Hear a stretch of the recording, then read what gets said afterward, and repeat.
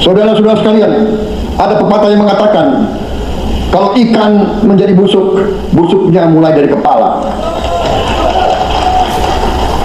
Semua pejabat dari semua eselon dan semua tingkatan harus memberi contoh untuk menjalankan kepemimpinan pemerintahan yang sebersih-bersihnya. Mulai dengan contoh dari atas, dan sesudah itu penegakan hukum yang tegas dan keras. Saudara-saudara sekalian, semua kita percaya dan kita yakin kita akan punya kekuatan untuk bisa menghilangkan kemiskinan dari bumi Indonesia. Ini sasaran yang berat. Bahkan banyak yang mengatakan bahwa ini sesuatu yang tidak mungkin. Saudara-saudara, pemimpin yang berani, pemimpin yang baik akan terpanggil untuk menghadapi yang tidak mungkin dan mencari jalan agar yang tidak mungkin kita atasi.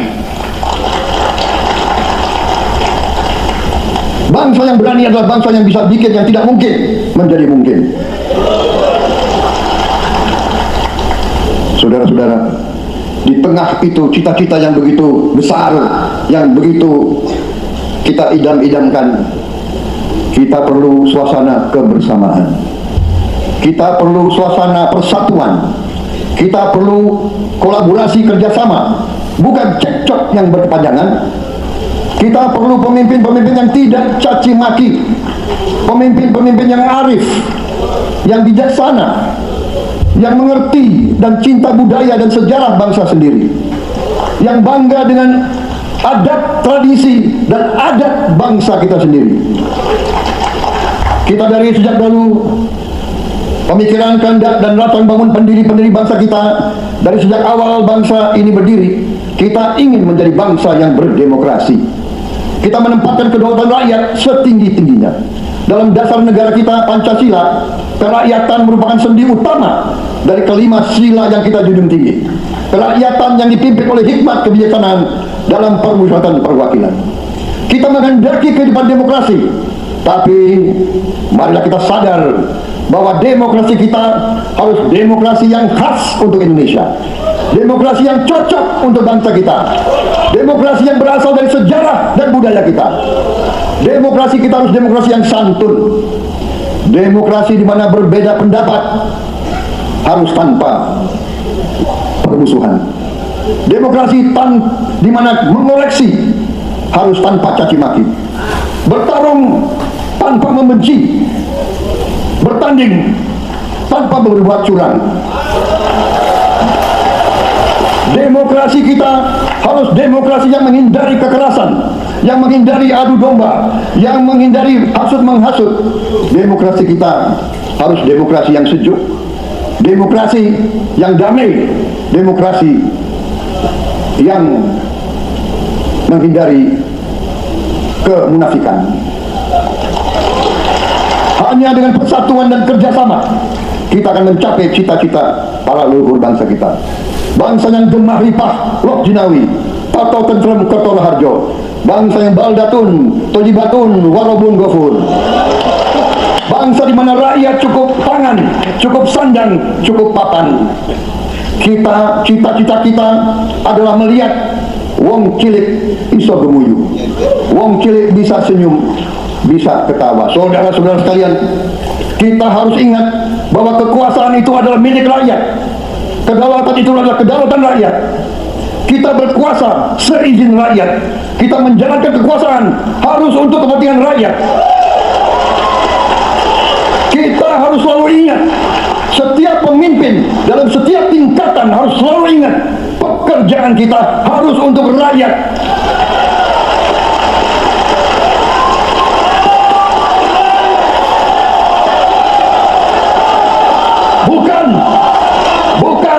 Bukan kita bekerja untuk diri kita sendiri. Bukan kita bekerja untuk kerabat kita. Bukan kita bekerja untuk pemimpin-pemimpin kita. Pemimpin yang harus bekerja untuk rakyat.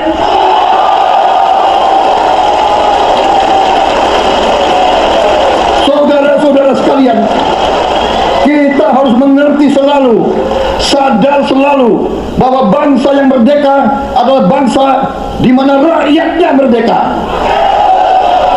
Rakyat harus bebas dari ketakutan, bebas dari kemiskinan, bebas dari kelaparan, bebas dari kebunuhan, bebas dari penindasan, bebas dari penderitaan.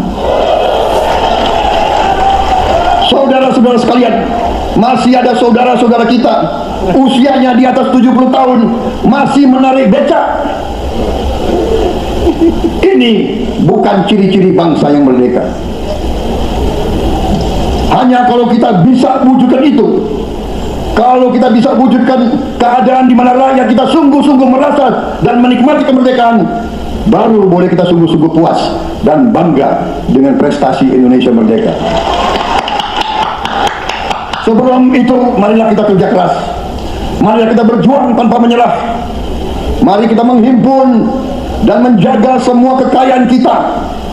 Jangan mau kekayaan kita diambil murah oleh pihak-pihak lain.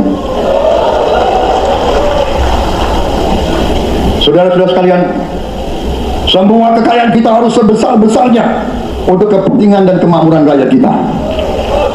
Saudara-saudara, dalam sejarah politik, hal ini mudah diucapkan, tidak mudah untuk kita capai. Tapi kita bisa capai kalau kita bersatu dan bekerja sama. Marilah kita bangun masa depan bersama. Marilah kita menganggap rekan-rekan kita, walaupun berbeda suku, berbeda agama, berbeda partai, berbeda golongan, kita adalah sama-sama anak Indonesia. Bertanding, semangat. Sesudah bertanding, mari kita berhimpun kembali. Dan saya mengajak semua pihak, ayo bersatu.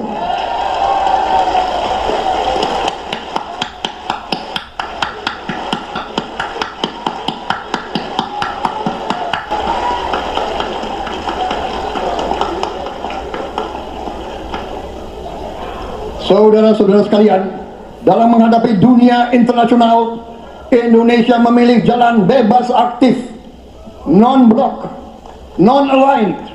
Kita tidak mau ikut fakta-fakta militer manapun. Kita memilih jalan bersahabat dengan semua negara.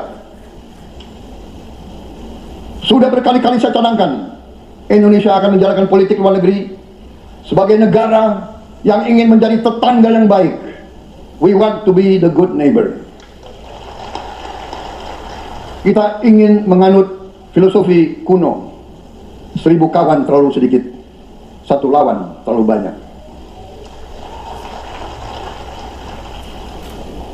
Saudara-saudara sekalian, dengan demikian kita ingin menjadi sahabat semua negara. Tapi kita punya prinsip. Prinsip kita adalah prinsip anti penjajahan.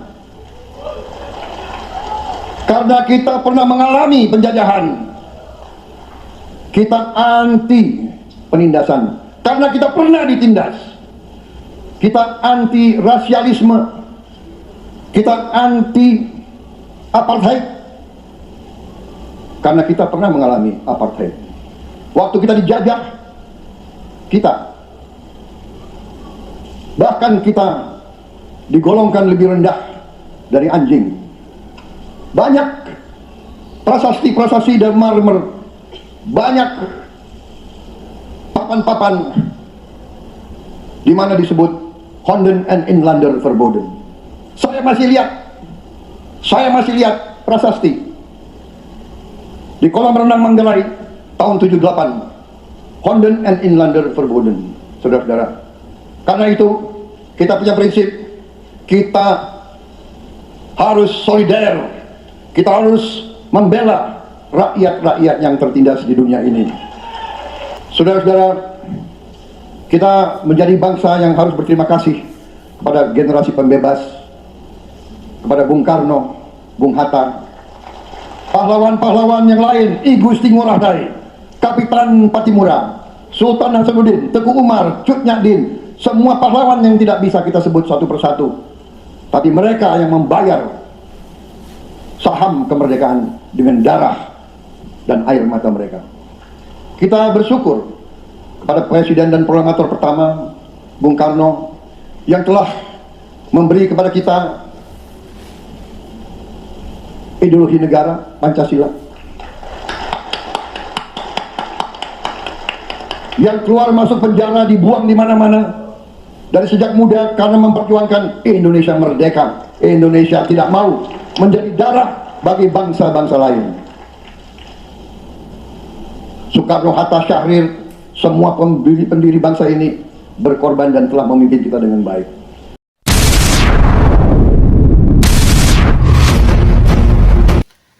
Assalamualaikum warahmatullahi wabarakatuh. Para pemirsa channel Laskar Mataram Raya, baru saja kita menyaksikan prosesi pelantikan Bapak Presiden terpilih Bapak Prabowo Subianto dan wakilnya Mas Gibran. Pertama, kami ucapkan dari segenap anggota Laskar Mataram Nusantara, saya sendiri sebagai Panglima Tinggi Laskar Mataram Nusantara, mengucapkan selamat dan sukses terhadap Bapak Prabowo sebagai pengendali bangsa Nusantara ini, yaitu sebagai Presiden Ratu Ning Ratu. Anda, Pak Prabowo, adalah Ratu Ning Ratu Nuswantoro. Maka di dalam pundak panjenengan terhadap beban kewajiban yang sangat besar. Di pundak panjenengan ditaruhkan semua harapan anak bangsa dan rakyat Nusantara terhadap cita-cita luhur daripada leluhur kita Nusantara, yaitu menjadikan Nusantara ini negeri yang aman, damai, makmur, sentosa. Tidak ada lagi tangisan rakyatnya karena kekurangan makan. Tidak ada lagi kematian-kematian rakyat karena penyakit yang disebabkan tidak bisa membayar pergi ke rumah sakit lagi. Itu tidak boleh terjadi di masa kepemimpinan Bapak SBY. Dan tidak ada lagi masalah-masalah pendidikan. Tidak ada lagi orang yang tidak berpendidikan karena tidak mampu membayarnya. Apalagi program pendidikan wajib, yaitu TK sampai ke SMA. Tidak ada lagi, tidak boleh ada lagi anak-anak yang tidak sekolah karena beralasan tidak mampu membayarnya. Ini tidak boleh. Karena apa? Beban undang-undang mewajibkan kepada negara untuk menjamin pendidikan terhadap warganya. Demikian lagi, tidak boleh ada di antara warga Nusantara ini, warga bangsa yang merasa lebih unggul dari warga bangsa yang lain. Tidak boleh ada suku yang merasa lebih unggul daripada suku yang lain. Tidak boleh ada klan yang merasa lebih unggul daripada klan yang lain. Bapak Prabowo, kami telah mendengarkan apa yang Bapak pidatokan. Semua sudah Bapak sampaikan kepada rakyat Anda. Dan sekarang giliran rakyat Anda yang mau bicara kepada Anda, Bapak Prabowo. Mudah-mudahan ini menjadi pesan baik buat Anda. Karena ada beberapa hal yang kami lihat yang mengecewakan kami tentang Bapak Prabowo dalam menyikapi suatu hal, yaitu mengenai, terus terang saja, mengenai Habib Lutfi. Kami berpesan kepada Bapak Prabowo, jangan karena kehutangan jasa daripada kampanye Anda, Habib Lutfi menjadi salah satu tokoh kampanye Anda, tapi Anda melupakan bagaimana sebenarnya kiprah Habib Lutfi itu. Carilah informasi sedalam-dalamnya tentang Habib Lutfi. Saya yakin kapasitas panjenengan Bapak Prabowo akan bisa mengetahui sedalam-dalamnya siapa sebenarnya Habib Lutfi itu, yang kami juluki sebagai Pendito Durnanya Indonesia. Pendita Durnanya Indonesia adalah Habib Lutfi. Maka kami menghimbau kepada Bapak Prabowo, jangan sampai Habib Lutfi dan semua orang yang dekat-dekat dengan Habib Lutfi panjenengan jadikan penasehat atau apa saja yang bersangkut paut dengan kepemerintahan Anda. Karena kalau itu sampean lakukan, sampean mempertaruhkan Republik Nusantara ini. Tentu panjenengan tahu bagaimana Habib Lutfi membelokkan sejarah NU. Bagaimana Habib Lutfi membelokkan sejarah-sejarah Nusantara. Yang paling fenomenal adalah tentang KRT Sumodiningrat, warga Trah Mataram yang dibelokkan, dipalsukan oleh Habib Lutfi. Dan saya yakin panjenengan pun adalah Trah daripada Mataram. Maka panjenengan punya tanggung jawab yang besar tentang Trah Mataram. Maka kami mohon kepada panjenengan Bapak Prabowo, jangan sampai panjenengan terkecoh dengan permainan Habib Lutfi. Satu kata yang sangat saya ingat, perkataan Anda panjenengan Prabowo tentang Habib Lutfi. Panjenengan mendukung langkah-langkah Habib Lutfi untuk menjaga makom-makom, menjaga situs-situs sejarah yang dilakukan oleh Habib Lutfi dengan membangunnya, memperbaikinya. Anda mendukung, bahkan Anda panjenengan Prabowo menyiapkan pasukan untuk membackingi daripada apa yang dilakukan Habib Lutfi untuk menjaga situs-situs sejarah ini. Panjenengan terkecoh. Panjenengan sebagai orang mantan Menham, apalagi panjenengan adalah bagian daripada TNI yang menjaga teritorial Nusantara ini, panjenengan terkecoh oleh permainan busuk daripada pendita durna Habib Lutfi. Kalau memang benar Habib Lutfi menjaga situs-situs Nusantara, kenapa membangunnya dengan menghilangkan bukti-bukti sejarah? Arkeologinya, nilai-nilai arkeologinya dihilangkan. Dibangun dengan bangunan yang megah dari marmer baru. Bukan cuma itu saja Pak Prabowo, bahkan namanya diganti dengan nama klan Ba'alwi. Banyakannya bin Yahya, bahkan Pangeran Diponegoro pun di bin Yahyakan. Tidak saya panjang lebarkan, Bapak Prabowo bisa menugasi anak buah panjenengan tentang apa yang saya katakan ini, apa yang diperbuat oleh Habib Lutfi. Maka hanya satu kata, Bapak Prabowo, hati-hatilah dengan Habib Lutfi. Habib Lutfi adalah orang yang paling berbahaya terhadap Nusantara ini. Terhadap ucapan saya akan mempertanggungjawabkannya. Seperti yang dikatakan sahabat kami Mbah Mufid. Ini Mbah Ukit juga mempertanggungjawabkan apa yang kami ucapkan. Kami sudah menemukan bukti-bukti. Ini bukan cuma narasi. Kami sudah pernah membongkar beberapa makam palsu yang semua melibatkan daripada Habib Lutfi. Apakah Bapak Prabowo akan menutup mata dan telinga tentang hal ini? Belum lagi pembelokan sejarah. Bagaimana nanti masa depan anak cucu kita kalau tidak tahu bahwa leluhurnya yang sesungguhnya adalah Bani Mataram? Mereka tahunya nanti leluhur Nusantara itu klan Ba'alwi. Maka dari itu, sekali lagi kami mohon pada Pak Prabowo, hati-hatilah dengan Habib Lutfi dan kroni-kroninya. Jangan sampai panjenengan menjadikan Habib Lutfi sebagai penasehat panjenengan. Kalau itu terjadi Pak Bowo, kalau panjenengan mengangkat Habib Lutfi sebagai penasehat panjenengan, maka kami akan bergerak. Bukan apa-apa, karena kecintaan kami kepada Nusantara ini.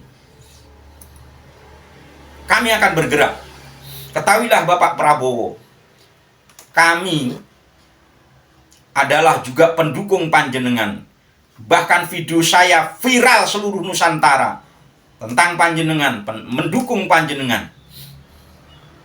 Jadi sedikit banyak saya punya hak untuk menuntut panjenengan agar panjenengan berhati-hati dengan oknum-oknum siapa saja. Mungkin bukan cuma Habib Lutfi, tapi yang paling kentara saat ini adalah Habib Lutfi. Jangan sampai Anda menjadikan Durna sebagai penasehat panjenengan. Itu saja yang bisa kami sampaikan.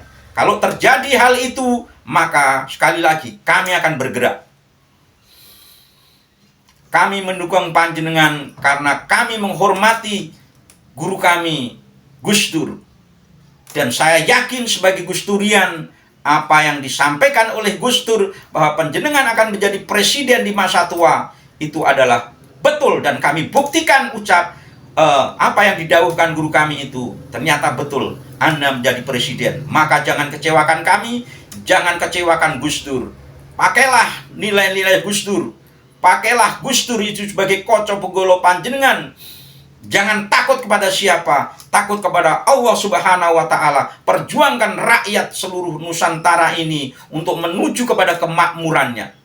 Itu saja dari kami, Panglima Tinggi Laskar Mataram Nusantara, Mbah Ukit Hartodiprojo. Sekalian, apabila ada kata-kata yang tidak berkenan, ada yang menyinggung perasaan siapa saja, Mbah Ukit mohon dimaafkan. Akhirus salam, wallahu muwaffiq ila aqwamit thoriq. Wassalamualaikum warahmatullahi wabarakatuh. Rahayu, rahayu sagunging dumadi. Salam Nuswantara ngambara ing awang-awang.